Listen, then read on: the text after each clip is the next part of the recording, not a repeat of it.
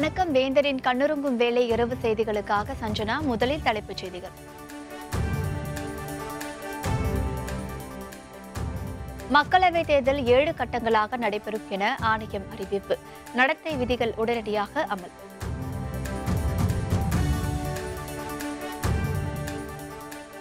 தமிழகம் மற்றும் புதுவையில் ஏப்ரல் 18ஆம் தேதி வாக்குப்பதிவு ஒரே கட்டமாக நடைபெறும் என தேர்தல் ஆணையம் அறிவிப்பு. தமிழகத்தில் 18 சட்டப்பேரவை தொகுதிகளுக்கான இடைத்தேர்தல் ஏப்ரல் 18ஆம் தேதி நடத்த ஆணையம் முடிவு.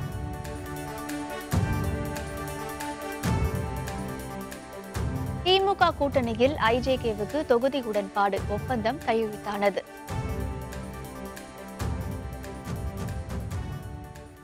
மக்களவைத் தேர்தல் 7 கட்டங்களாக நடைபெறும் என்று தேர்தல் ஆணையம் அறிவித்துள்ளது. தில்லியில் இன்று தலைமை தேர்தல் ஆணையர் சுனில் அரோரா, தேர்தல் ஆணையர்கள் அசோக் லவாசா, சுஷில் சந்திரா ஆகியோர் கூட்டாக செய்தியாளர்களை சந்தித்தனர்.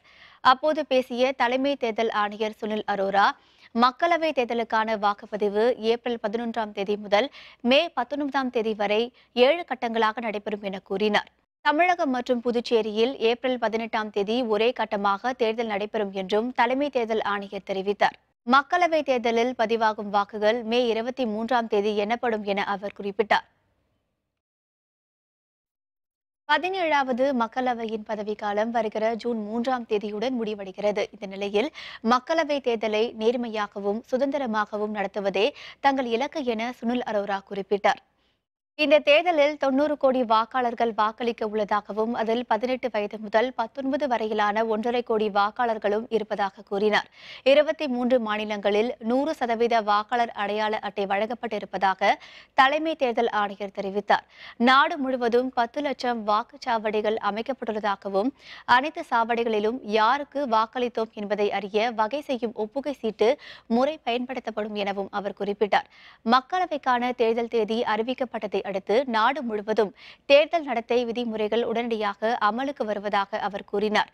இரவு 10 மணி முதல் காலை 6 மணி வரை ஒலிபெருக்கிகளை அரசியல் கட்சிகள் பயன்படுத்தக்கூடாது என்றும் சமூக வலைதளங்களில் செய்யப்படும் விளம்பர செலவுகளும் வேட்பாளர்களின் செலவு கணக்கில் சேர்க்கப்படும் எனவும் அவர் கூறினார். முதல் கட்ட தேர்தல் ஏப்ரல் 11ஆம் தேதி 91 தொகுதிகளுக்கும், 2வது கட்ட தேர்தல் ஏப்ரல் 18ஆம் தேதி 97 தொகுதிகளுக்கும் நடைபெற உள்ளது.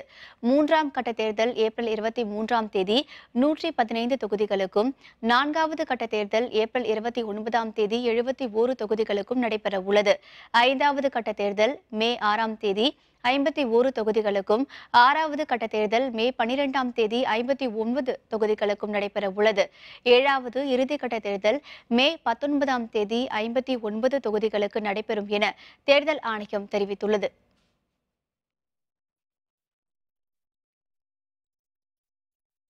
தமிழகம் மற்றும் புதுச்சேரியில் உள்ள 40 மக்களவை தொகுதிகளில் வேட்புமனு தாக்கல் வருகிற 19ஆம் தேதி தொடங்க உள்ளது. வேட்புமனு தாக்கல் செய்ய மார்ச் 26ஆம் தேதி கடைசி நாளாகும். வேட்புமனுக்கள் மார்ச் 27ஆம் தேதி நடைபெற உள்ளது. வேட்புமனுக்களை திரும்பப் பெற மார்ச் 29ஆம் தேதி கடைசி நாளாகும். தமிழகம் மற்றும் புதுச்சேரியில் உள்ள 40 மக்களவை தொகுதிகளுக்கும் ஒரே கட்டமாக ஏப்ரல் 18ஆம் தேதி வாக்குப்பதிவு நடைபெற உள்ளது. Phase 2 starts from 18th April. Assam 5, Bihar 5, Chhattisgarh 3, Jammu Kashmir 2, Karnataka 14, Maharashtra 10, Manipur 1, Odisha 5, Tamil Nadu 39, Tripura 1, Uttar Pradesh 8, West Bengal 3, Puducherry 1, total 97. இதனிடையே தமிழகத்தில் மக்களவைத் தேர்தல் நடைபெறும் ஏப்ரல் 18ஆம் தேதி 18 சட்டப்பேரவை தொகுதிகளுக்கு மட்டுமே இடைத்தேர்தல் நடத்தப்படும் என தமிழக தலைமை தேர்தல் அதிகாரி சத்யபிரதா சாஹூ அறிவித்துள்ளார். தஞ்சாவூர், திருவாரூர், அரூர், பாப்பிரெட்டிப்பாளையம், பாப்பிரெட்டிப்பட்டி, பெரியகுளம், ஆண்டிப்பட்டி உள்ளிட்ட 18 தொகுதிகளுக்கும் இடைத்தேர்தல் நடைபெற உள்ளது. ஒட்டப்பிடாரம், அரவக்குறிச்சி, திருப்பரங்குன்றம் ஆகிய தொகுதிகள் தொடர்பாக நீதிமன்றத்தில் வழக்குகள் நிலுவையில் உள்ளதால் இந்த தொகுதிகளுக்கு இடைத்தேர்தல் அறிவிக்கப்படவில்லை. பாதுகாப்பு பணிக்காக 10 கம்பெனி துணை ராணுவத்தினர் உடனடியாக தமிழகம் வர உள்ளனர். திமுக கூட்டணியில் இடம்பெற்றுள்ள இந்திய ஜனநாயக கட்சிக்கான தொகுதி ஒதுக்கீடு உடன்பாடு சுமூகமாக முடிந்துள்ளதாக கட்சியின் தலைவர் ரவி பச்சமுத்து தெரிவித்துள்ளார். சென்னை அண்ணா அறிவாலயத்தில் திமுக கூட்டணியில் இடம்பெற்றுள்ள கட்சிகளுக்கான தொகுதி ஒதுக்கீடு உடன்பாடு குறித்த பேச்சுவார்த்தை நடைபெற்றது. காங்கிரஸ், மார்க்சிஸ்ட் கம்யூனிஸ்ட், இந்திய கம்யூனிஸ்ட் ஆகிய கட்சி நிர்வாகிகளுடன் தொகுதி உடன்பாடு குழுவினர் பேச்சுவார்த்தை நடத்தினர். இன்று காலையில் மதிமுக மற்றும் இந்திய யூனியன் முஸ்லீம் லீக் கட்சியுடன் நடத்தப்பட்ட தொகுதி ஒதுக்கீடு பேச்சுவார்த்தையில் முடிவு எட்டப்பட்டது. இன்று மாலையில் இந்திய ஜனநாயக கட்சியின் தலைவர் ரவி பச்சமுத்து, பொதுச் செயலர் பி. ஜெயசீலன், கொள்கை பரப்பு செயலர் MS ராஜேந்திரன் ஆகியோர் திமுக கூட்டணி தொகுதி உடன்பாடு குழுவினருடன் பேச்சுவார்த்தை நடத்தினர். இந்திய ஜனநாயக கட்சி போட்டியிடும் தொகுதி குறித்து உடன்பாடு ஏற்பட்டுள்ள நிலையில் கட்சியின் தலைவர் ரவி பச்சமுத்து ஒப்பந்தத்தில் கையெழுத்திட்டுள்ளதாக தெரிகிறது. கூட்டணி கட்சிகள் போட்டியிடும் தொகுதிகளை திமுக தலைவர் மு.க. ஸ்டாலின் ஓரிரு நாளில் அறிவிக்க உள்ளார்.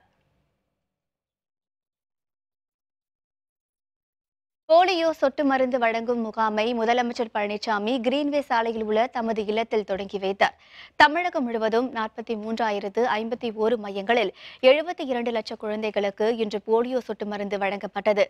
சென்னை கிரீன்வே சாலையில் உள்ள தமது இல்லத்தில் முதல்வர் பழனிசாமி போலியோ சொட்டு மருந்து முகாமை தொடங்கி வைத்தார்.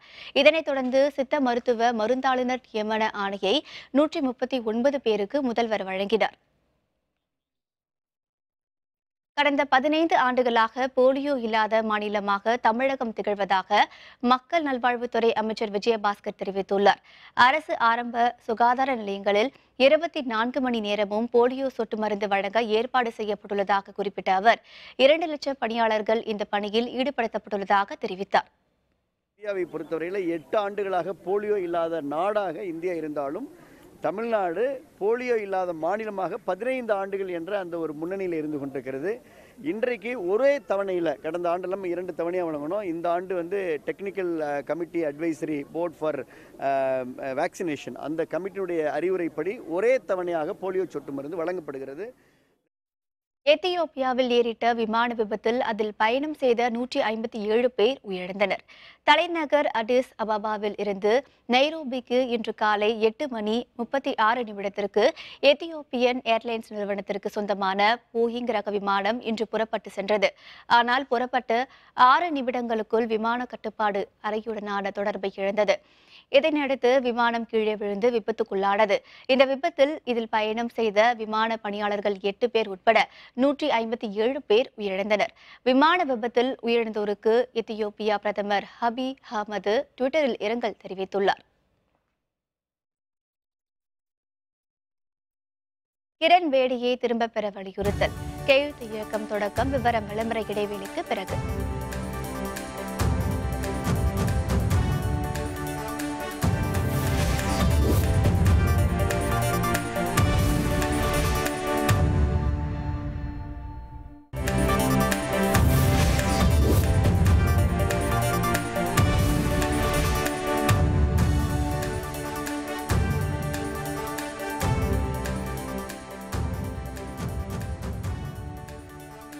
செய்திகள் தொடர்கின்றன. கொள்கை இல்லாமல் இருந்த மக்கள் நீதி மையத்திற்கு டார்ச் சின்னம் ஒதுக்கப்பட்டுள்ளதாக மத்திய இணையமைச்சர் பொன் ராதாகிருஷ்ணன் விமர்சித்துள்ளார். கன்னியாகுமரி மாவட்டம் நாகர்கோவில் அருகே உள்ள சுசீந்திரம் பகுதியில் 24 கோடி ரூபாய் செலவில் கட்டப்பட்ட புறவழிச்சாலையை மத்திய அமைச்சர் பொன் ராதாகிருஷ்ணன் மக்கள் பயன்பாட்டிற்கு திறந்து வைத்தார். பின்னர் செய்தியாளரிடம் பேசிய அவர், நாடாளுமன்ற தேர்தலை தனியாக அணுக ஒரு துணிச்சல் வேண்டும் என தெரிவித்தார். கொள்கை இல்லாமல் இருந்த மக்கள் நீதி மையத்திற்கு டார்ச் சின்னம் ஒதுக்கப்பட்டுள்ளதாக தெரிவித்த பொன் ராதாகிருஷ்ணன், அதனை வைத்து தன் கட்சியின் மையத்தை கமல்ஹாசன் கண்டுபிடித்து விடுவார் என விமர்சித்தார். ஏற்கனவே ஏறக்குறைய 10 கோடி ரூபாயில் புதிய பாலம் அமைத்து கொடுக்கப்பட்டிருக்கின்றது. தற்போது ஒரு சுற்றுச்சாலை பைபாஸ் 24 கோடி ரூபாயிலே அந்த சாலை பணிமுடிக்கப்பட்டு இன்று திறந்துவிடப்படுகின்றது. தனியாக சில கட்சிகள் தனியாக அணுகிறாங்களா, அவங்களோட நிலைப்பாடை நீங்க எப்படி பாக்குறீங்க? அது ஒரு துணிச்சல் வேணும். தனியாக நிற்கிறதுக்கும் ஒரு துணிச்சல் வேணும். டார்கெட் கிடைச்சதுல மையத்தை கண்டுபிடித்து விடுவார். இந்த ஆண்டு அனைத்து வகுப்புகளுக்கும் பாடத்திட்டம் மாற்றி அமைக்கப்படும் என பள்ளி கல்வித்துறை அமைச்சர் கே.ஏ. செங்கோட்டையன் தெரிவித்துள்ளார். கோபிச்செட்டிப்பாளையத்தில் அரசு பள்ளி மாணவர்களுக்கு இலவச மடிக்கணினி வழங்கும் நிகழ்ச்சியில் கலந்து கொண்ட பின் செய்தியாளர்களை சந்தித்த அவர், சிபிஎஸ்இ பாடத்திட்டத்தை மாற்றியமைக்க 2 ஆண்டுகள் தேவைப்படும் நிலையில் தமிழக அரசு 8 மாத காலத்தில் பாடத்திட்டங்களை மாற்றி அமைத்துள்ளதாக தெரிவித்தார். கோடையில் அனைத்து பள்ளிகளுக்கும் கட்டாயம் விடுமுறை விட வேண்டும் எனவும், கோடைக்கால சிறப்பு வகுப்புகளை தடுக்க அரசு நடவடிக்கை எடுத்து வருவதாகவும் அமைச்சர் கூறினார். மேலும் தமிழகத்தில் 800 பள்ளிகள் மூடப்பட்டதாக வரும் தகவல் பொய்யானவை என குறிப்பிட்டார். 3 கட்டமாக நாம் நம்முடைய பாடத்திட்டங்களை மாற்றி அமைப்பதற்காக நடவடிக்கை மேற்கொண்டோம். 1, 6, 9, 11 போன ஆண்டு முடிக்கப்பட்டிருக்கிறது. மேலும் இருக்கின்ற பாடம் அனைத்தும் ஒரே ஆண்டில் முடிக்க வேண்டும் என்ற ஆணை பிறப்பிக்கப்பட்டிருக்கிறது. 2, 3, 4, 5, 7, 8, 10, 12 அனைத்தும் நடவடிக்கை மேற்கொள்ளப்பட்டிருக்கிறது. இந்த ஆண்டு வருகின்ற பாடத்திட்டங்கள் அனைத்தும் மாற்றுகிற போது 12 வகுப்பறைகளிலும் பாடத்திட்டங்கள் மாற்றி அமைக்கப்படும். எதிர்க்கட்சிகளின் கூட்டணி வியூகத்தை முறியடிக்கவே அதிமுக மெகா கூட்டணி அமைத்துள்ளது என பால்வளத்துறை அமைச்சர் ராஜேந்திர பாலாஜி தெரிவித்துள்ளார். சிவகாசி அருகே உள்ள திருத்தங்கல் அரசு மகளிர் பள்ளியில் போலியோ சொட்டு மருந்து வழங்கும் முகாமை தொடங்கி வைத்த பின் செய்தியாளர்களை சந்தித்த அவர், மக்களவைத் தேர்தலில் அதிமுக வெற்றி பெற்று மத்திய அமைச்சரவையில் பங்கேற்கும் என அமைச்சர் கூறினார். மேலும் தேர்தல் போட்டி என்பது அதிமுகவிற்கும் திமுகவிற்கும் இடையே தான் எனவும் குறிப்பிட்டார். எங்களுக்கு சவாலான கட்சியே கிடையாது. எங்களுக்கு எதிர்ப்பான கட்சின்னு சொன்னால், எங்களுக்கு போட்டின்னு சொன்னால் திமுக கூட்டணி தான். அண்ணா திமுக, திமுக 2 சாரட்டு பூட்டப்பட்ட வண்டியில் உட்காந்துருக்கேன். பந்தயமாக போக போகுது. இலக்கு அடைய போகிறது யாருங்கிறது தான் முடிவு. அதில் அதிமுக கூட்டணி தான், எடப்பாடி தலைமையில் உள்ள அதிமுக கூட்டணி தான் வெற்றி அடையும், ஜெயிக்கும். மத்தியில் ஆட்சி அமைப்பதற்கு உறுதுணையாக இருக்கும். ஆட்சியிலும் பங்கு வரும்.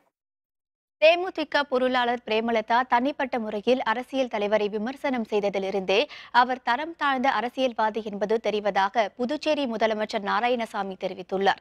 புதுச்சேரி வைஷாலி வீதியில் புதுப்பிக்கப்பட்ட காங்கிரஸ் கட்சியின் தலைமை அலுவலகத்தை திறந்து வைத்த அவர் பின்னர் செய்தியாளர்களிடம் பேசினார். அப்போது பாரதிய ஜனதாவுடன் கூட்டணி வைத்ததிலிருந்தே என்ஆர் காங்கிரஸ் தலைவர் ரங்கசாமி சொந்த காலில் நிற்க தெரியாதவர் என்பது தெரியவந்துள்ளதாக கூறினார். எந்த அரசியல் கட்சி தலைவரையும் விமர்சனம் செய்வது என்பது ஏற்றுக்கொள்ளக்கூடாது. கொள்கை ரீதியாக விமர்சனம் செய்யலாம். ஆனால் தனிப்பட்ட முறையில் கொச்சையாக ஒரு கட்சியோட பொருளாளராக இருப்பவர் பேசுவது நல்லதல்ல. அது தரந்தாழ்ந்த அரசியல். அதிலிருந்து அவர் தரந்தாழ்ந்த அரசியல்வாதி என்பது தெரிகிறது. மக்கள் மத்தியில் அவர்கள் செல்லும் பொழுது மக்கள் கண்டிப்பாக அவர்களுக்கு பாடம் கொடுப்பார்கள். ஒரு அரசியல் கட்சி விமர்சனம் செய்வதும், ஒரு அரசியல் கட்சி தலைவரை தனிப்பட்ட முறையில் விமர்சனம் செய்வதும் நாகரிகமான அரசியல் இல்லை என்பதை தெரிவித்துக் கொள்ளும். புதுச்சேரி துணைநிலை ஆளுநர் கிரண்பேடியை மத்திய அரசு திரும்பப் பெற வலியுறுத்தி தேசியவாத காங்கிரஸ் சார்பில் நடைபெற்ற கையெழுத்து இயக்கத்தை புதுச்சேரி முதலமைச்சர் நாராயணசாமி துவக்கி வைத்தார். புதுச்சேரியில் மக்கள் நலத்திட்டங்களை முடக்குவதாக கிரண்பேடி மீது எழுப்பப்பட்டுள்ள புகாரை அடுத்து அவரை திரும்பப் பெற மத்திய அரசை வலியுறுத்தி கையெழுத்து இயக்கம் நடைபெற்றது. முத்தியால்பேட்டை சின்னமணிக்கூண்டு அருகே நடைபெற்ற கையெழுத்து இயக்கத்தை முதலமைச்சர் நாராயணசாமி தொடங்கி வைத்தார்.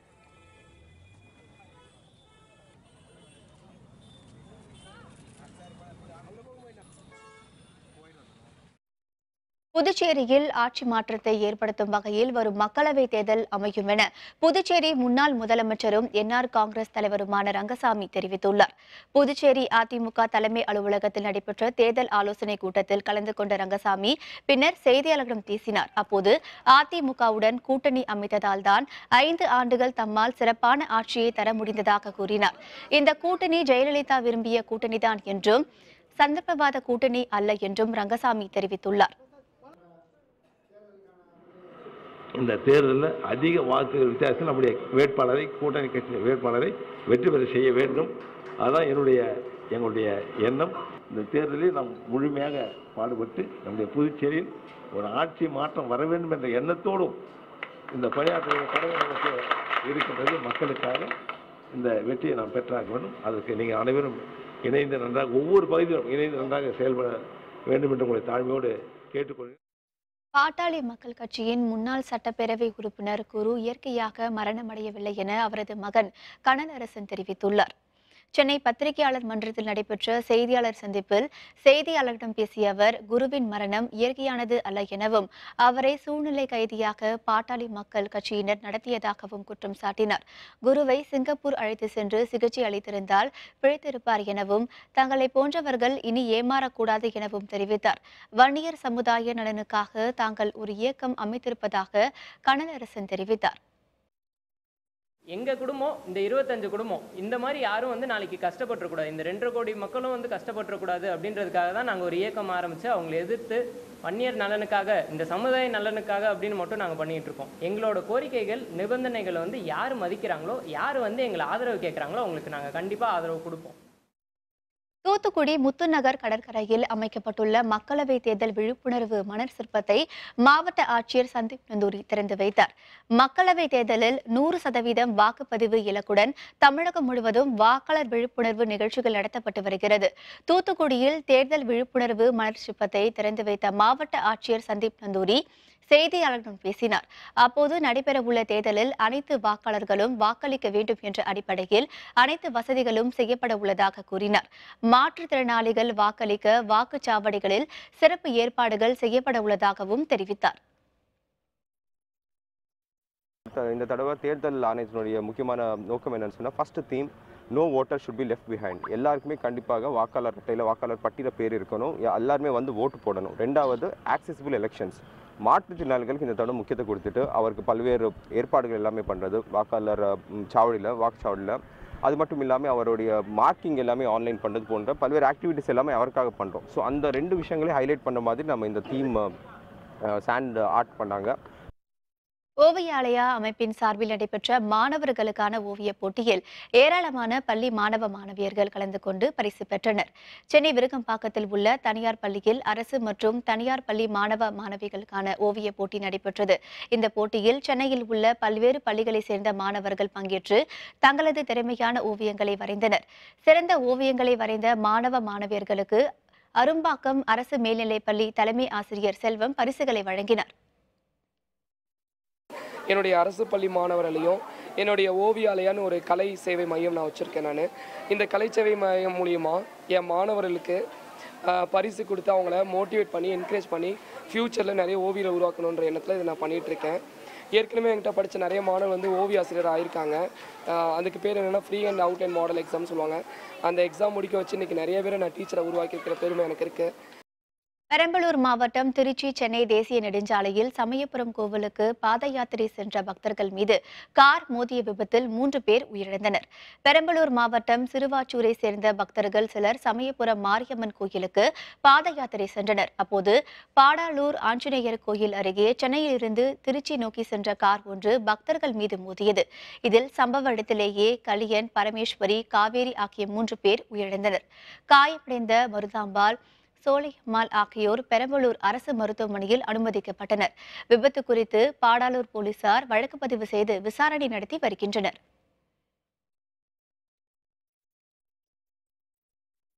இனி செய்திகளின் தொகுப்பை காணலாம்.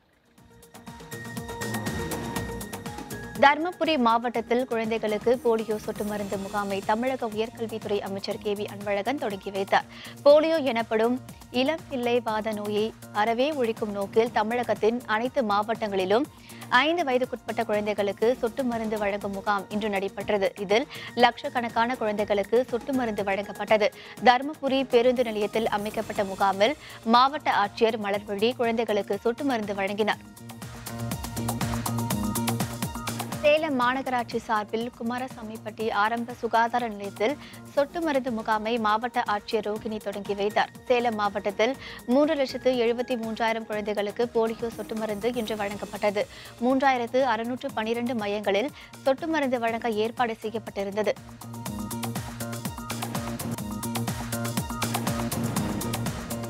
நெல்லை மாவட்டத்தில் போலியோ சொட்டு மருந்து வழங்கும் பணியினை மாவட்ட ஆட்சியர் ஷில்பா பிரபாகர் தொடங்கி வைத்தார். திருநெல்வேலி மாவட்டத்தில் 2,63,000 குழந்தைகளுக்கு போலியோ சொட்டு மருந்து வழங்கப்பட்டு வருகிறது. இதற்காக 1,705 போலியோ சொட்டு மருந்து மையங்கள் அமைக்கப்பட்டுள்ளன. இது தவிர 20 நடமாடும் சொட்டு மருந்து வாகனமும் செயல்பட்டு வருவதாக மாவட்ட ஆட்சியர் தெரிவித்தார். புதுக்கோட்டை காமராஜபுரம் ஆரம்ப சுகாதார நிலையத்தில் மாவட்ட ஆட்சியர் உமா மகேஸ்வரி குழந்தைகளுக்கு போலியோ சொட்டு மருந்து வழங்கி தொடங்கி வைத்தார். மொத்தம் 1356 மையங்களில் 5 வயதிற்குட்பட்ட அனைத்து குழந்தைகளுக்கும் போலியோ சொட்டு மருந்து வழங்கப்பட்டு வருகிறது. இப்பணிகளில் 5634 பேர் ஈடுபடுத்தப்பட்டனர். புதுச்சேரியில் முதலமைச்சர் நாராயணசாமி குழந்தைகளுக்கு போலியோ சொட்டு மருந்து வழங்கி முகாமை தொடங்கி வைத்தார். அங்கு 452 மையங்களில் 91,000 குழந்தைகளுக்கு போலியோ சொட்டு மருந்து வழங்கப்பட்டது. புதுச்சேரியில் காலை 7 மணிக்கு தொடங்கிய முகாம் மாலை 3 மணி வரை நடைபெற்றது. திருவண்ணாமலை மாவட்டம் வேங்கிக்கால் துணை சுகாதார நிலையத்தில் போலியோ சொட்டு மருந்து முகாமை இந்து சமய அறநிலையத்துறை அமைச்சர் சேவூர் ராமச்சந்திரன் தொடங்கி வைத்தார். மாவட்டத்தில் உள்ள 7,459 சுகாதார மையங்களில் 2,29,144 குழந்தைகளுக்கு வழங்கப்பட்டது. இதில் அங்கன்வாடி பணியாளர்கள், தன்னார்வலர்கள் ஈடுபட்டனர். இந்தியன் வெல்ஸ் டென்னிஸ் தொடர் ஜோகோவிச் முன்னேற்றம். விவரம் விளம்பர இடைவேளைக்கு பிறகு.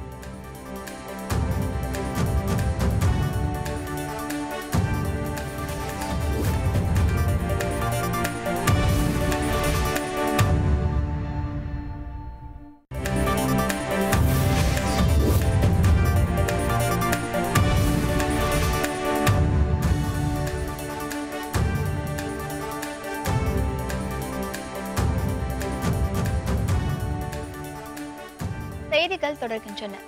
அமெரிக்காவில் நடைபெற்று வரும் இந்தியன் வெல்ஸ் டென்னிஸ் போட்டித் தொடரின் 2வது சுற்றில் அமெரிக்க வீரரை வீழ்த்தி ஜோகோவிச் அடுத்த சுற்றுக்கு முன்னேறினார். அமெரிக்க வீரரான ஜான் ஃப்ளோரன்ஸுடன் மோதிய செர்பியா வீரர் நோவக் ஜோகோவிச் தொடக்கம் முதலே சிறப்பான ஆட்டத்தை வெளிப்படுத்தினார். 1 மணி 29 நிமிடம் நீடித்த இந்த போட்டியில் ஜோகோவிச் 7-6, 6-2 என்ற கணக்கில் வெற்றி பெற்று 3வது சுற்றுக்கு தகுதி பெற்றார். மற்றொரு 2வது சுற்று போட்டியில் பிரான்ஸ் வீரர் கேல் மார்பிள்ஸ் 6-4, 3-6, 6-3 என்ற செட் கணக்கில் அர்ஜென்டினா வீரர் லியாண்ட்ரோ மேயரை வீழ்த்தினார். மீண்டும் தலைப்புச் செய்திகள். மக்களவைத் தேர்தல் 7 கட்டங்களாக நடைபெறும் என தேர்தல் ஆணையம் அறிவித்துள்ள நிலையில் நடத்தை விதிமுறைகள் உடனடியாக அமலுக்கு வந்துள்ளன. தமிழகம் மற்றும் புதுவையில் ஏப்ரல் 18ஆம் தேதி வாக்குப்பதிவு ஒரே கட்டமாக நடைபெறும் என தேர்தல் ஆணையம் அறிவித்துள்ளது. தமிழகத்தில் 18 சட்டப்பேரவை தொகுதிகளுக்கான இடைத்தேர்தல் ஏப்ரல் 18ஆம் தேதி நடத்த ஆணையம் முடிவு செய்துள்ளது.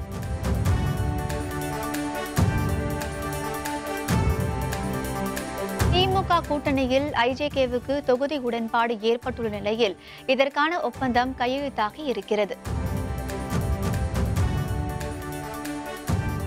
இத்துடன் வேந்தரின் கண்ணுறங்கும் வேலை இரவு செய்திகள் நிறைவடைந்தன. வேந்தர் டிவி செயலியை பதிவிறக்கம் செய்து முக்கிய செய்திகளை நேயர்கள் காணலாம். மீண்டும் நாளை காலை 7 மணிக்கு இளங்கதிர் காலை செய்திகளில் சந்திப்போம். வணக்கம்.